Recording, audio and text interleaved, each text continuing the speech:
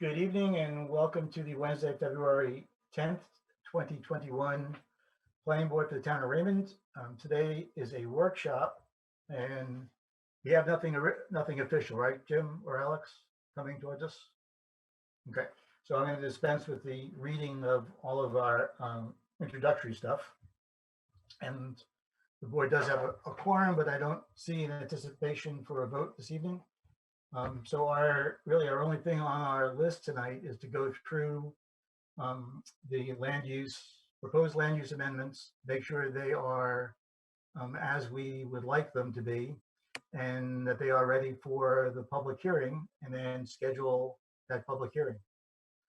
So could be a relatively quick meeting or a long meeting, depending upon if we have any changes that we need to make. So I guess, how would you guys like to do this? Do you want to go through one by one again with a little intro? There's a summary of the changes on the top of each one. Just go through those summary of changes, make sure it's okay with everybody, and then proceed. Does that sound? Do you want a more in-depth discussion? Sounds good to me. I read through everything. Okay. Yeah, same with me. Do you? Same with me. Okay. And Greg, you're still muted, and that's a good thing. Could you stay that way, please?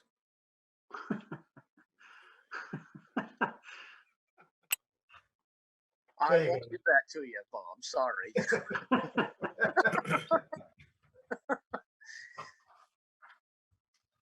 All right, I'll just go through them on each one, and unless anybody's got any comments for it, we'll just proceed to the next one. So first one is road, street, and definitions, and that's just simply changing the definitions. The proposed amendment would clean up similar definitions across multiple ordinances specific to roads and streets, removing any inconsistencies. The proposed text is shown either red, underlined, and revised or removed language is shown in red. Right through. I think we didn't even have any problems with that last time around, the first time around. Is that okay with everybody? I'm good. Yeah, I'm Right, good. so our next one is our backlot. This one, I think is this the one, Alex, we added the waiver criteria to, or is it the next one? That would be a different one. I separated it, I believe. It should be the next one yes, that would be the next one. I added that in. Okay. So this is not in order anymore. No, it should still be in order. Did I just skip over the backlot driveway? Street ordinance, subdivision You opened it regulation? up and then I chimed in. Same Sorry? document. You opened it up and then I chimed in. Yeah, but I'm already at street ordinance, which is part of the backlot, isn't it? Isn't that what we did here? Yeah, same thing. It's just same, called It's called something different on the table of contents, and that's my bad. Okay, all right. So I'm not going to go through all these summary of changes for the street ordinance. I'm on page 7 of that booklet that we've got. Right? Okay. Everyone all right with those? And Wayne, you're okay with all the turning radiuses, is that correct? And you're muted too, Wayne. Hello, Wayne. Wayne, you're muted. You're muted, Wayne. Sorry about that.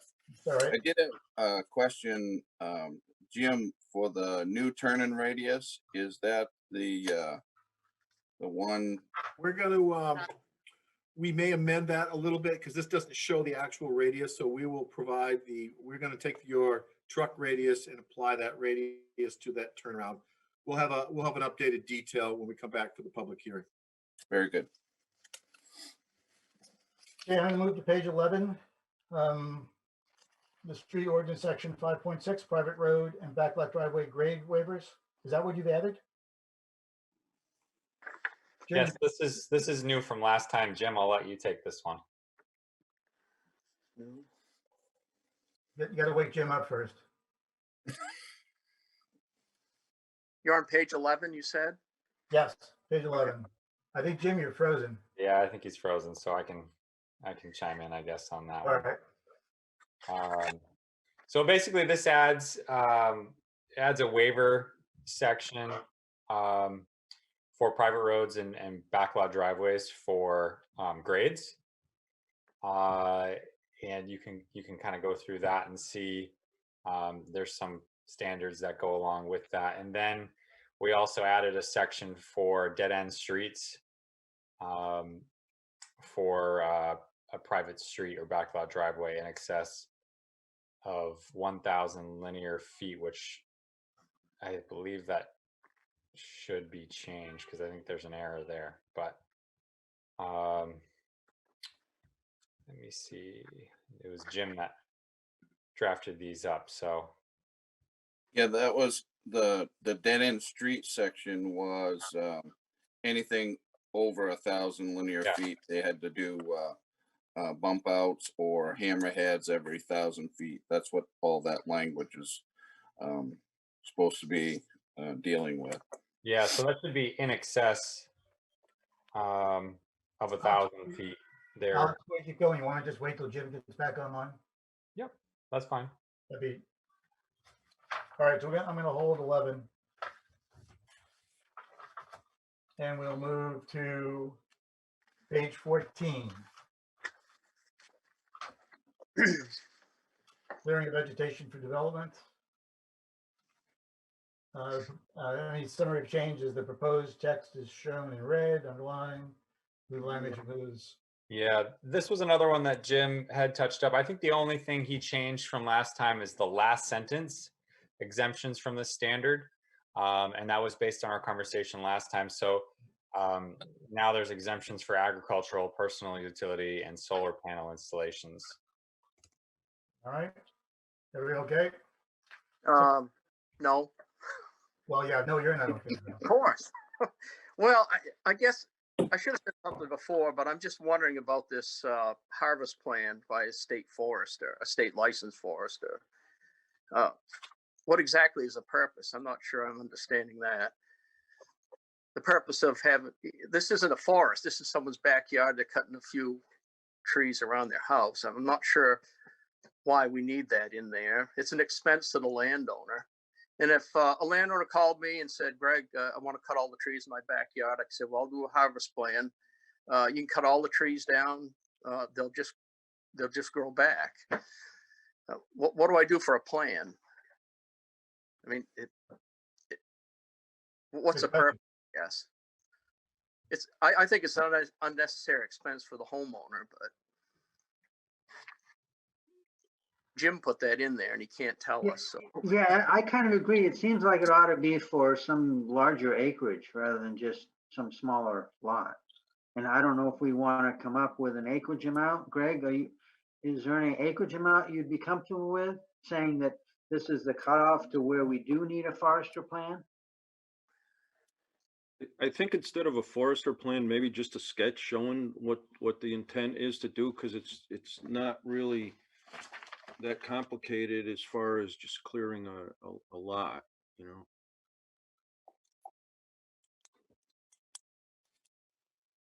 I'd just eliminate that part. Yeah, actually, I'm not sure either. Alex, do you know if Jim had a specific reason for putting that in? I do think he had a specific reason for wanting that in, but I think it is, it's probably something that could be removed without any serious issues. Like, what's the threshold for requiring a state intent to harvest? Is it 2 acres? I can't remember off the top. Yeah. I'm not sure it goes by acres. If you cut the trees yourself and you don't sell them, you don't have to file a notification. If you cut them and sell them, you do. Mm-hmm. Okay. I'm not sure there's any.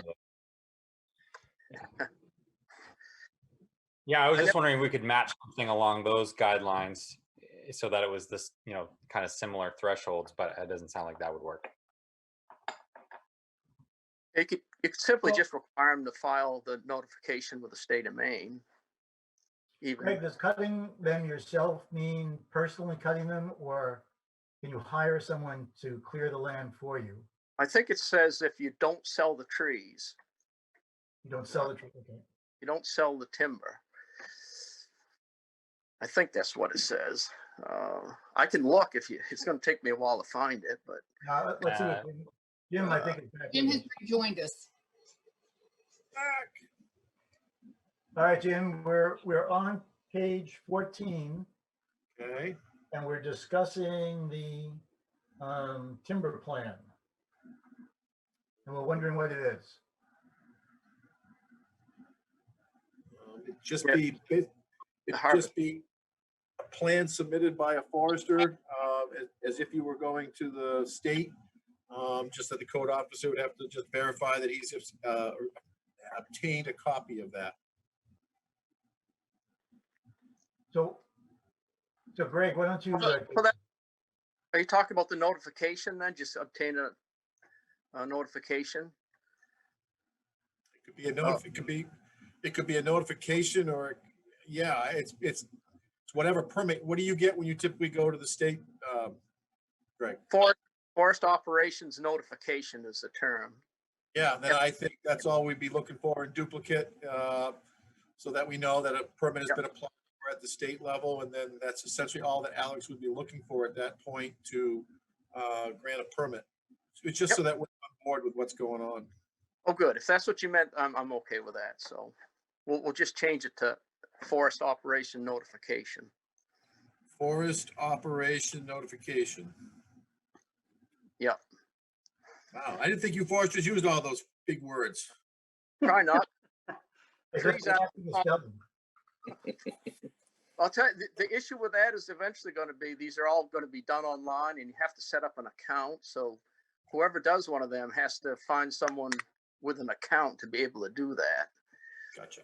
Yes. They were making our life more difficult, not more simple. All right, Anyway, we'll make that addition to this verbiage then. Okay. If we could drop back to page 11, we skipped that, Jim, because it's the waivers. Yeah, we worked with Bruce and Wayne, the fire chief and the inspector here, to come up with some language. The difficulty we had was that NFPA and the subdivision ordinance have a couple things that are different than the private street section. And then what we found is that backlot driveway was not the only item that had a slope, maximum slope, that was different than, say, in the subdivision or a typical town road. So it was felt that the 10% is a good practice to use for the fire department for all roads, be it backlot driveway or private road. What happens is with private roads up to 10 lots right now, we in the town street standards allow for 12%. So already we got a contradiction between what the fire department recommends and NFPA and all those different requirements versus what the town requirements have. Understanding that, we didn't want to just box everybody into one compartment and say, because your land is steep, you don't get a private road or access. So we came up with kind of a criteria here where a person could apply for a waiver based if they could show they meet these 5 or 6 different items. And obviously the first one would be the need to alter the standards due to existing physical property or limitations. You know, the geometric configuration of the lot may add to that, topography or dominance of a certain land feature. And I just put in here in existence prior to 2015 this year, because that'll be about the time that the ordinances go through. That may get adjusted that date. The second waiver was the actual grade itself. And if they exceeded that 10% grade, which is the maximum allowed under that section of road, we wanted to limit how long that slope would be into effect. So we're trying to reduce it so it's only going to happen in a 100-foot section. So we don't have a long slope, exceedance. We just have these little short bursts where we kind of can go up the mountain in steps almost. And then we wanted some separation between those so somebody doesn't come in and try to do back-to-back steep grades. And that is just, again, for safety purposes, to going up the hill, to give yourself a little relief before you go into another steep section. C, was looking at in those steep sections. As you saw, I think most of us went down to that one on Egypt Road where it was really steep. We saw how difficult it was for the tanker truck to get up and down. And the idea is, in those steep sections, it's better to have a little bit wider section of gravel, because a lot of these private roads and backlot driveways have no shoulders at all. They just come right off the edge of the road and boom, they can drop. So for safety purposes, we wanted to give them a little bit more leeway. So we wanted to increase the width of the shoulder by 2 feet. So if somebody does come in here, say with a 12% grade on a road, they would have to increase the shoulder width by 2 feet through that section. Other things such as guardrails may be considered, or barriers, things so that when they're coming down these roads or going up these roads, there's a little forgiveness if they slip off the edges or something, that they don't roll. D, obviously, that the waiver will not impact or create adverse drainage conditions, impact the water bodies, streams, wetlands, pools, habitat. We don't want these things going through, sensitive areas. We want to try to avoid those at all costs. E, will not create an unsafe condition to immediate neighbors. When some of these driveways come out, where they come out, how they come out could impact neighbors. And this also gets into the fire truck maneuverability over the road. We kind of came up where I suggested they use something called the K value, which is really just the delta curve over the length of the curve. And when you have a value over 20, that's a much more calmer ride going up a hill than it is if it was 10. When you get to 10, you're getting into sharp kind of points in the road where fire truck may bottom out because the transitions happens too quickly. And then with that standard, we would want a letter from the fire department basically acknowledging that they understand the design, they're accepting the design, and the board would want a letter from the fire department for that. And then F is basically, they looked at all alternatives. They just didn't decide that this was the one way we're going in and we're just going to ask for the waiver. We want to make sure that they at least looked at other considerations for the road going in before the planning board grants the waiver. So that's on the waiver criteria. And again, we kind of met with Bruce and Wayne, and we just kind of, brainstormed, and I kind of put it down in words and on paper. So feel free to massage or do what you need to do. But this was generally the thoughts of safety and design that we came up with that would be best suited for those roads over 10% and backlot driveways. Over 10% and no max? Well, I didn't want to, because we have requests now that go up to 14 in some cases, and I just don't know if I want to put a ceiling on it. I kind of would rather, I think as a board, we want to take it case by case and not pin ourselves down to a maximum, because whenever we put a maximum, somebody's just going to say, though, my grade, maybe 15 might be the max, but I don't really want to pin us down into a hole, because every time we do that, a scenario comes up where we wish we didn't. I think we could put some language in there that they must minimize, I think that's the whole interpretation anyway, Right. Is that we want them to really minimize the impact of the slopes. Comments from the board? Sounds like a well thought out. I wish we had done that on Daggett Drive where I live years ago. So I think it's really good that we're approaching this now. All right. I think you've captured most of it, Jim. Looks pretty good. The driveway we looked at on Egypt Road, Yep. would that still be buildable the way it is? I don't know, because of the excessive length of that slope. I think that was one of the problems that we all had with that was at 16.5 to 17%. And that road was much more than 100 feet in length of that slope. I think that was a real problem with that one. It might assist with that one, but they will have to look probably at a little bit different route going up that hill. obviously they got a single family in there because we don't have a standard for independent driveways. Right. So he has constructed a home back there, but I think they'd have to look at, shaping or directing that road in a different manner. Ideally, we'd want this in kind of an S curve to kind of lengthen out the road as much as possible. That one's it's got a small curve in it, but it's pretty straight shot up over that steep part. Yeah, I'm just trying to get a sense for what limits this has given Yeah, us, and that one that would be sort of one, gives me a Greg. benchmark.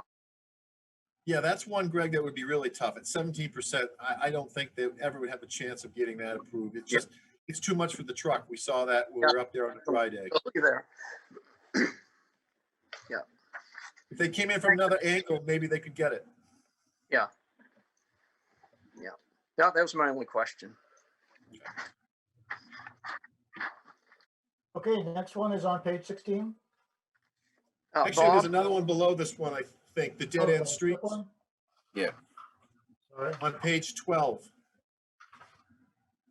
While we were looking at these private road standards, we were surprised to find out that private roads and backlot driveways have no length or limitation on length, where subdivision, anything in subdivision can't exceed 1,000 feet. I'm not sure how or why, but again, we understand there are unique situations where some of these remote lots are deep into the woods or a long way up a mountain or a hill. So we didn't want to, again, exclude them from being able to do that.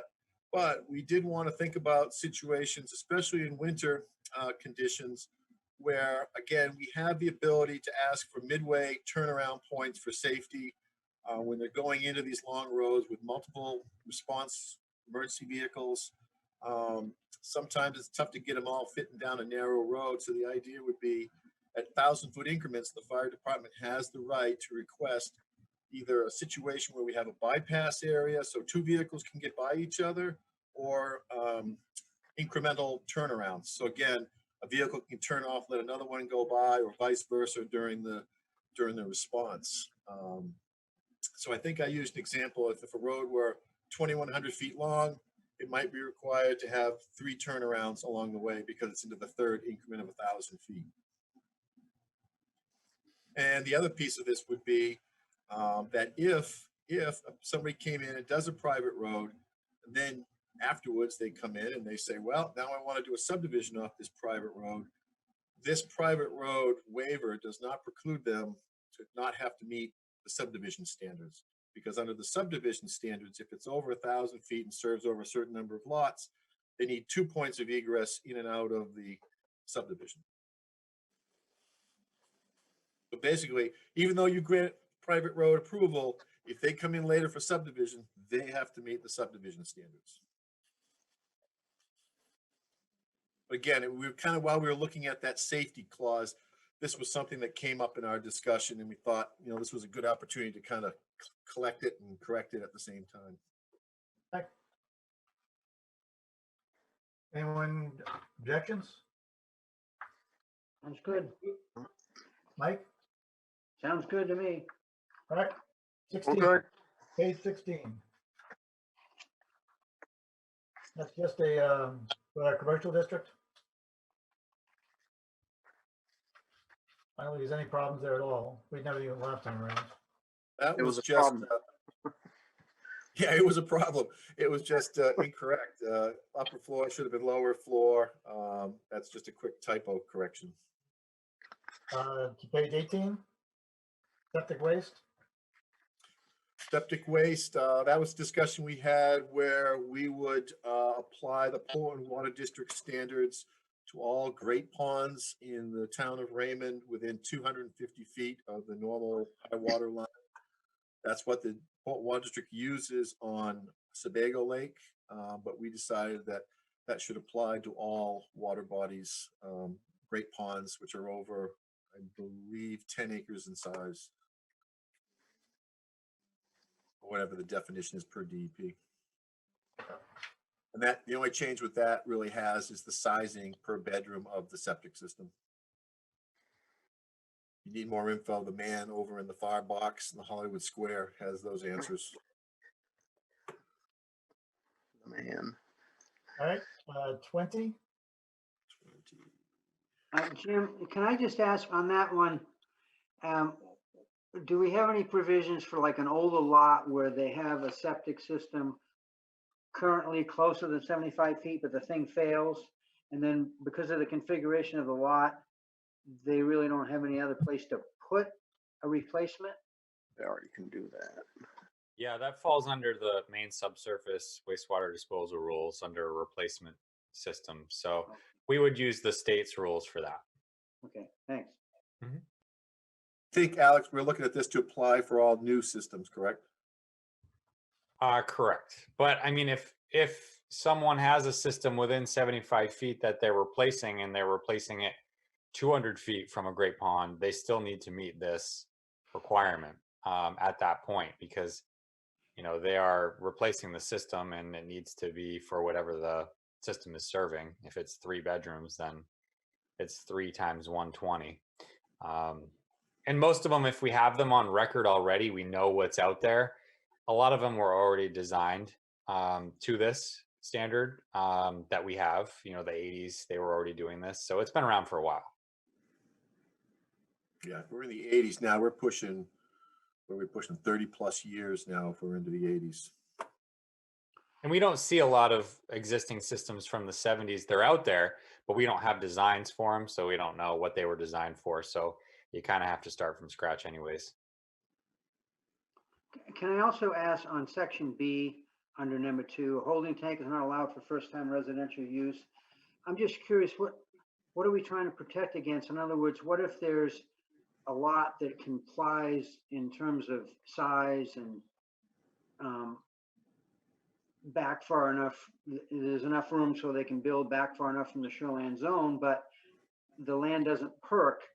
So what are we guarding against? Are holding tanks notorious problematic, like there's overflows and that kind of thing, or? That's actually, that's state law. So that's Oh. not anything that we have the ability to change. That comes right from the state requirements, because it's in a shoreland zone. A holding tank can't be used for a first-time system. Okay, thanks. Questions? Okay, to page 20. That's the zoning board of appeals. Yes, I think this one has to do with the recording of the certificate of variance. Yeah. That must be recorded in 90 days. Did that go through the zoning board? Right now, there's no, Jim? Uh-oh. say that again, I'm sorry, I interrupted. Has the zoning board of appeals been through Yes. this? Okay. That's a ZBA, yes. Okay. All right then. 24. Bob, Yes. are there any examples where the variance might be so insignificant that it's not even worthy of registering with the registry of deeds in relation to the recording in the deeds? Would a zoning board hear something that's so insignificant that it's not even worthy of putting in Putting it in the deed, yeah, maybe not, it's a question.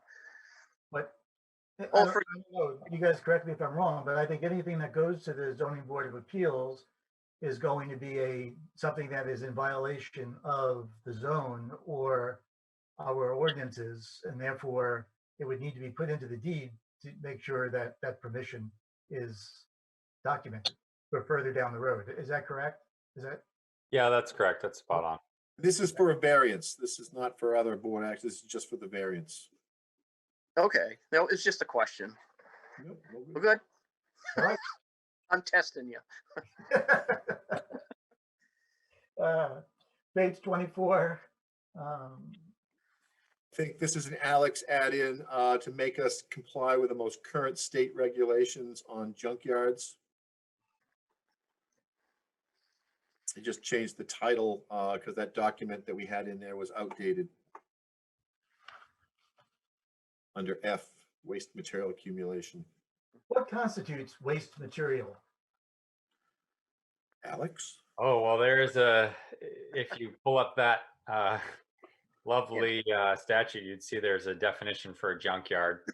Waste material in our ordinance is defined. I don't know it off the top of my head, but typically it falls under the standard junkyard stuff, which is any scrap, metal, wood, junk cars. Typically the rule of thumb is 3 or more unregistered, unserviceable, uninspected motor vehicles, but that could also include trailers. It can include snowmobiles, snow blowers, 4-wheelers, golf carts. It can include a lot of stuff. The only thing it really doesn't include is household trash. That's the only thing that kind of flies through. So if someone has a yard and they pile up 50 bags of household garbage, it actually becomes more of a health issue, health and sanitation issue. So that would fall under the health officer statutes. And so that's kind of not included with typical junkyard. What about agricultural waste? Where does that fall? That wouldn't be included as a junkyard. Is it covered under, where would it fall? Where, as a health issue? It depends on what it is. If it's manure or if it's waste products, then it could be a health issue. A lot of times when we have an odd situation like that, I just go to the state. They've got the Department of Agriculture is pretty, they're pretty well structured, and they can respond to complaints really quick. Okay. Whether it's animal related or, a lot of times what it ends up being is, issues between a butter and a farm. Maybe it's a noise issue or something to do with spreading of manure or storing of manure, stuff like that. The state's pretty good with getting out and taking care of those issues.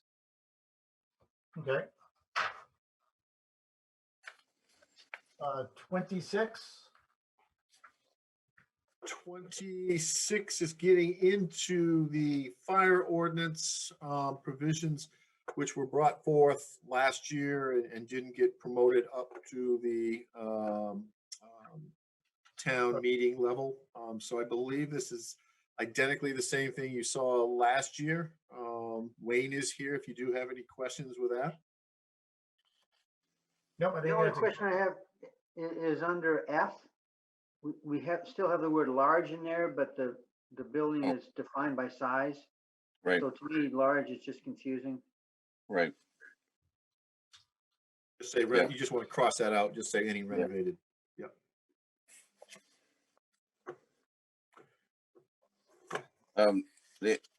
Jim, the only thing on where we're adopting the 2018 editions, we mentioned the life safety code, but we don't reference the fire code. We do in the title, but not in the bulk of the language. We need to do that. Okay. Give us that language and we will fix that, and we will fix the word large. And large was under F. Yeah. F. And where would, Also, Wayne, if you have a chance, can you look over this? I don't know if you have already, and just make sure it matches with what you guys had sent, because I put it into our format with the rest of these other ones, so it's the same when it goes in the town meeting documents. And I just want to make sure I didn't mess anything up along the way. It should be close, but I think there's possibility something could have gotten screwed up. So. Okay, yep, we can do that.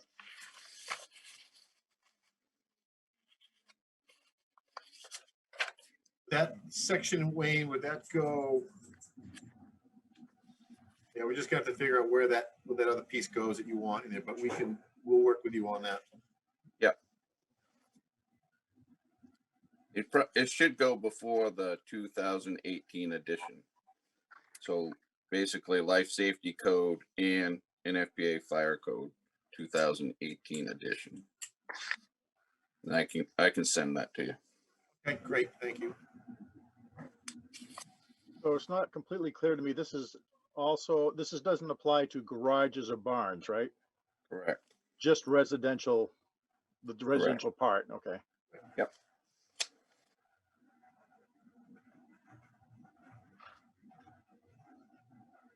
Page 30, tiny homes. Tiny homes. Alex had many conversations with various people about this one, and as per our last meeting, we decided that our tiny home should meet the zoning, or not the zoning, but should meet the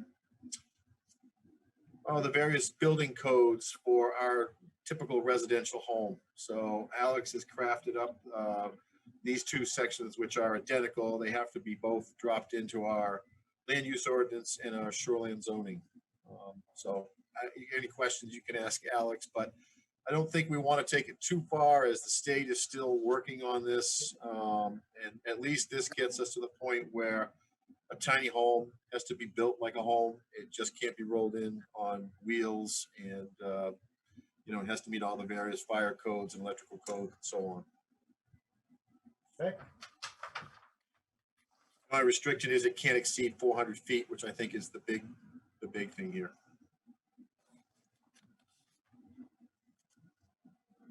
Public hearing? Next week this time? Do we have anything coming up?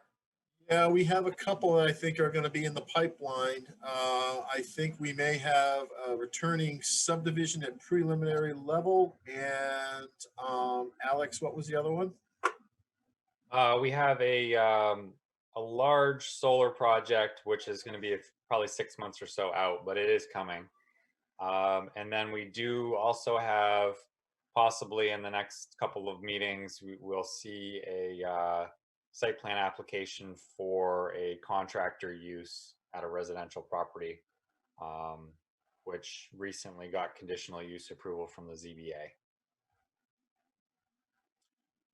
What's interesting with the solar farm is that I've worked with a couple other communities looking at what other towns are doing regarding solar farm ordinances. And there are some really nice, easy, basic ordinances out there. And then some other towns have really delved in deep and looked at these based on the scale and size, and have kind of a tiered approach to how they address this. Obviously, we don't have anything currently in our ordinance. It would fall under the typical site plan, and the use would probably be essential services for, transmission and power grids and things like that. But we don't have anything specific to solar farms at this time. Where is it being proposed for? It's a lot off of Webb's Mills, not too far from the schools. Okay. Headed towards Casco. Okay. So do you think we can do, with what's coming up as far as projects go for the next meeting, can we combine that with a public hearing? And I don't think there's anything that's going to get a lot of attention in the public hearing, unless you guys have been getting hit with questions.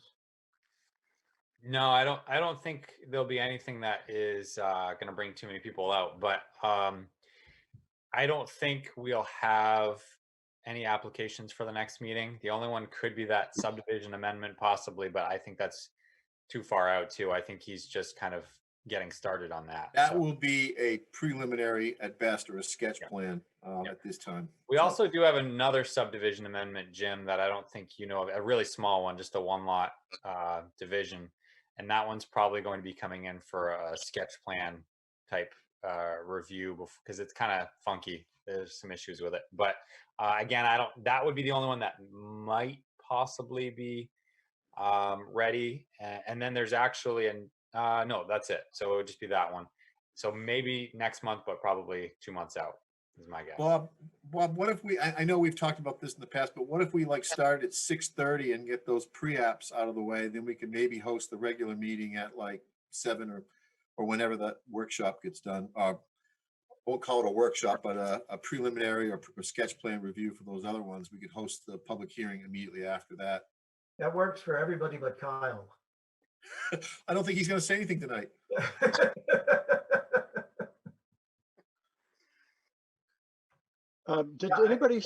Mary, did you send that article out that has commercial solar power in Maine from the state?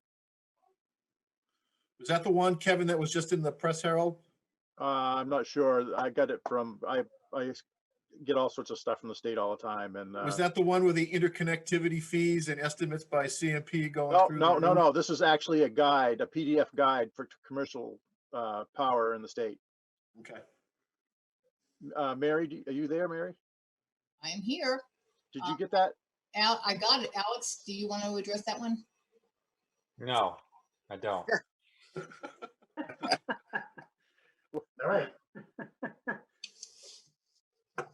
Yeah. Like I said, I do have a couple of other towns' ordinances, and if you want to, I mean, we can't apply it. We don't have it in our ordinance, so you know, if these people apply, they're going to fall under really just the basic site plan review, no specific performance standards or anything. But really, the big thing that comes out of the solar farms are buffers, you know, from the public way or public view. And then any noise that may come out of any of the equipment that's running at the facility. Those are usually the two big things. As far as the GP goes, because they are elevated and they're on posts, they haven't really applied any kind of impervious surface to the panels themselves. The service roads and anything they cut, like in this case, I believe this application you will be seeing, it's going to be a pretty extensive cut of vegetation to install these. So Yeah, this guide, this is called, let me read it's Technical Guidance for Utility Scale Solar Installation Development on Agricultural, Forested, and Natural Lands. And it was updated January 8th, 2021. So it's very current, published by the state with a lot of the stuff that you're talking about, you know, what clearing and what it sets on. And it's a really good guide. So if somebody can, if Mary could send that out to everybody, it would be a great link to look at. yeah, and like I said, we can't necessarily apply everything in there because we got to follow our ordinances, but at least gives you some topics to understand what's of concern going forward. Right. I mean, it would help us develop our own ordinance, Right. I think. Yeah. Right. And I believe that all these ordinances have looked at this manual because the state has been, as you all know, the solar farms are really exploding on the scene, and the state's been working rapidly to come up with policy of how to address these and zone them, et cetera. Is there Yep. a state A lot of guidance form. right So now? this one, because of the size of the road and the clearing, would require a site. Oh, he's frozen again. Yeah. Must be Denny Cole's lot. I believe it is. The answer to the first question, and if you want to, is combine next Wednesday's meeting with our public hearing and whatever pops up. Is that okay with everybody? Okay with me? Okay with me. Okay. And then Okay with with the caveat that it might, you know, it may go a little bit longer depending upon what actually pops up than we normally meet. Then the next question is what Jim was asking about, is you want to meet, you want to get together unofficially, let's say at 6:30 or so, 6 or 6:30, to discuss the solar issue project and what the ordinances are that are out there. Do you think that's a benefit? My concern is none of that stuff, Jim, we can really use. No, my suggestion was 6:30 was to take up the other items other than the public hearing. Oh, okay, I got you. All right. Okay. Does 6:30 work for those that are here? It's okay with Works me? for me. Yes. Yes. Okay. So Mary, let's shoot for 6:30. Want to make sure the what's called the place is available. I'll do it. So we'll meet at 6:30 next Wednesday. We'll advertise for a public hearing starting at 7. Okay. We'll You go mean through the next ordinances. month, Wednesday? Next Wednesday. No, not next Wednesday. Next Wednesday's meeting. Yeah, don't mess with me. Do we need to have any Did I do limitation? that, Mary? What? I'm sorry, Jen. If we're meeting, are you planning on meeting in person? Is that what you're saying? No. I was just kidding. I don't laugh. I was in Casco. They're still meeting in person. Really? Yes. I don't Wow, great. know why we can't. Well, they're in a gymnasium and they're separated by about 10 or 20 feet a person. So it's a lot of yelling and screaming across the floor. Whatever. Oh, there's a lot missing with non-personal meetings, so. There is. I agree with you, Greg. Yeah. Well, it is.